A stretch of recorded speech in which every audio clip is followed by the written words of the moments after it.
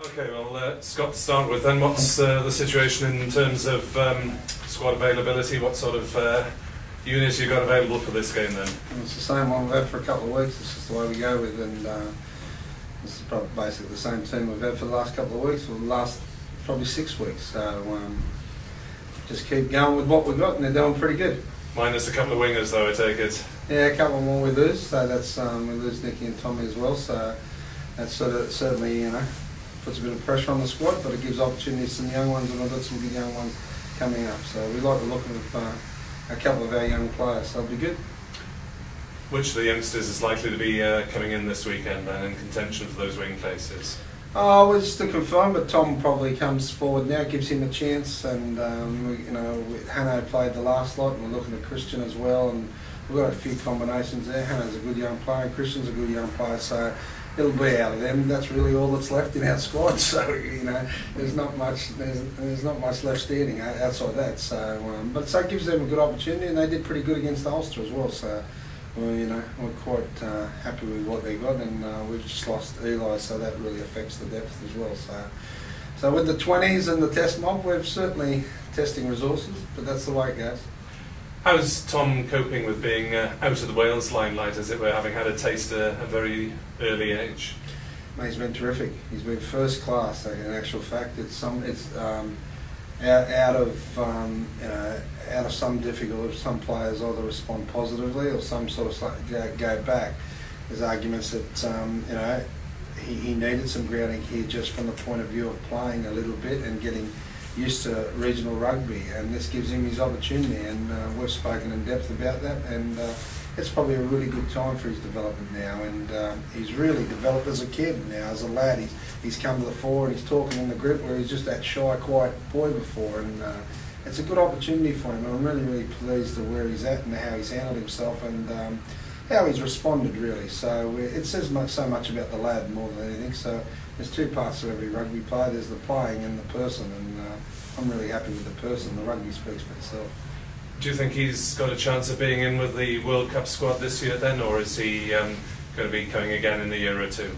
Oh, well, look, that form dictates that. We've got a little shoulder issue that comes on now and then, and at some stage you'll have to have looked at. It doesn't affect him from a day-to-day perspective, but a decision's made when that needs to be had a look at, and that may affect a couple of things going in the future. It doesn't need to be done now, but we just may look at his development. We've got to look at a holistic view that Tom, it's a young kid that's had the taste of that. It's an area that Wales have got some depth in, so we're going to decide, and he has to, his progress coming through. But I think when you look at it, if his form dictates it, he might get a run out there. So he'll be competitive as anything, and we're really, really happy with him. What about the opposition this weekend then? They're toughies. I like them.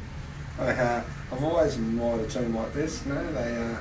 The beauty that they don't get touched like other teams, so they get consistency with performance, and that's good, and they've come off the back of a very, very good win. So, and we always seem surprised to get them at the same period of time every year. So it's either luck or design. I don't know how this works, but it'll be a really, really competitive game. But we're happy where we are, and they've got good intent, and it'll be a good game of footy.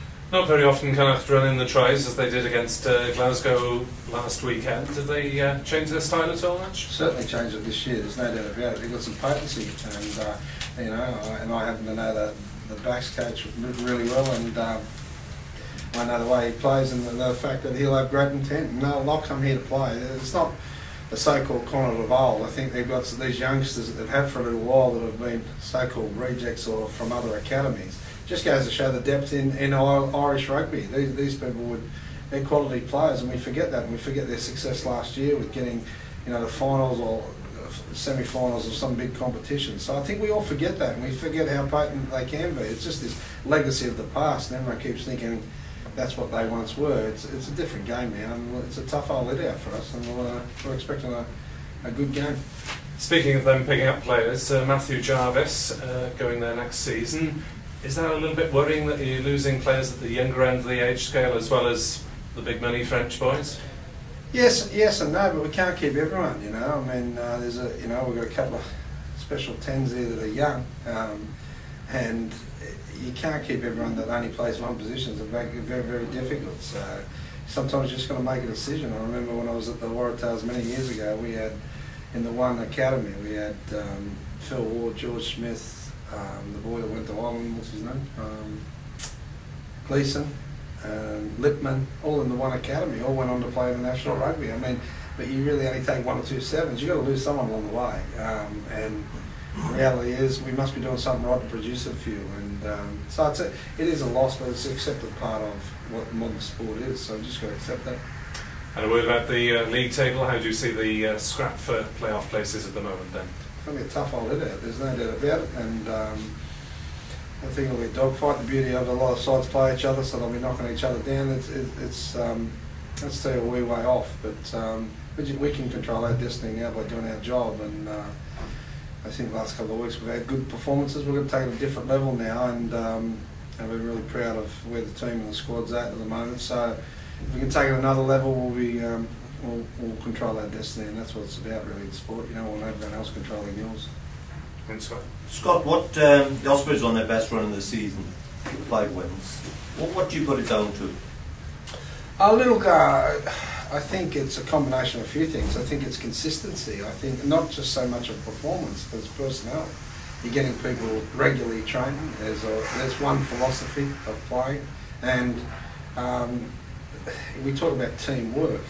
Teamwork only comes about by training as a team, and so there's a bit of a united approach to this. But this is just the issue that you get in the north, where we have these stop-start seasons, and it's very, very difficult. Right. Are there implications for your recruitment next year? We've got to be mindful of a few things in recruitment. One, the financial repercussions and what we're competing against. That's what we've got to take into consideration, and what our role as an organisation and what we intend to do. The 4 extra games a year is certainly something that we've got to take into consideration, because we're now playing through periods that we didn't play through before. So we'd be mugs not to take a few things into consideration, because the change has occurred. If we don't adapt to our environment, we're in trouble. So that's the way it goes, and we've got to be smart with what we do. So what does that mean? You read into that as you will. Right, there's quite a lot that can be read into. The reading of it well is the environment has changed, and it depends who we keep and who we can't keep, and who leaves and who goes, and whatever the shake-up is. But the reality is there's 4 extra more games that we play that weren't there last year, and you know that we're losing more and more players. So we're going to make sure that we can compete week in, week out. We're really, really happy with our young kids coming through, and they're coming to the fore now, and we're really happy with that. The reality is we still need a squad to go out there. Numbers, you're looking at the moment, with our under-20s and our test selection, we're the best part of 20 odd players unavailable. So, I mean, that puts on any squad. I mean, it's this amazing persistence here that why the Ospreys carry a big squad. Well, if you're losing the best part of 20 plus, you need 46 players fresh to pick 2 teams. I mean, that's with no injuries. It's not rocket science this. So we've got to have a look at this. We just have to have it so we balance the needs of the now and the development. We've got a very, very big development arm here that we're really, really proud of, and we'll keep pushing. But we've got to make sure that you have to do those numbers, and you can't be exposed at certain parts of the year. How is Bigger going? Absolutely great. Once again, it's very much like Tom Friday. I think, as I've spoken to Daniel, I think things happen very quickly at a young age to some people, and there's very, very few people in their careers that don't go backwards to come forward again. And it's a good period for him. He can actually work on the aspects of his game. He shows great maturity to accept of where he is, and acknowledge that there are issues in his game he needs to work on. And the beauty of Daniel is the fact that no one works harder. And work ethic, endeavour and skill will get him there at the end. So I'm really happy where he is. What are those issues, Scott? Well, he's just had issues with his game, isn't he? Some of his kicking went on. We'd like to adapt some things to his game. We have a different philosophy the way the 10 plays to others, and we want to get the way he plays here. I think he has great ability to understand his rugby. We can add things to his game. People don't realise that Daniel's a terrific athlete. He is, and we're trying to add some things to his game and add something to his armoury. To sit here and tell you exactly what they are, we wouldn't do the kid justice. But the reality is, that kid's got all the skills necessary to make it at the highest level, just not here, but further on in his career. And I think, you know, you've got to look at this period as a positive rather than a negative, because it gives him time in the saddle, it gives him time there to work on a couple of things, and it gives him time to get, you know, when I say that, it's a humbling experience, and you can't teach humility, you've got to learn it, and it's a great time to learn it because you can actually develop yourself, and there's no greater fan of him as a person or a player than me. So, do you think he'll make the World Cup? I might think, look, there's no reason why he can't. It depends on the makeup of the squad. I can't say how others view him, and you know, with the World Cup, I've been to a couple, and I know how difficult it is with 30. What I know about Daniel is the fact that he has a maturity above his years. He takes on responsibility, which I like, and for his position, and he can only control his own stuff, and I've been really happy with the way he's going. So Matthew Morgan, how long do you think it'll be before he comes through the challenge for a place? Got a couple of things to work on too, Matthew. You know, I mean, yeah, he's got some great skills that everyone can identify. He does, and he's got great ability to beat people and all that. But he plays 10 very, very different to others as well.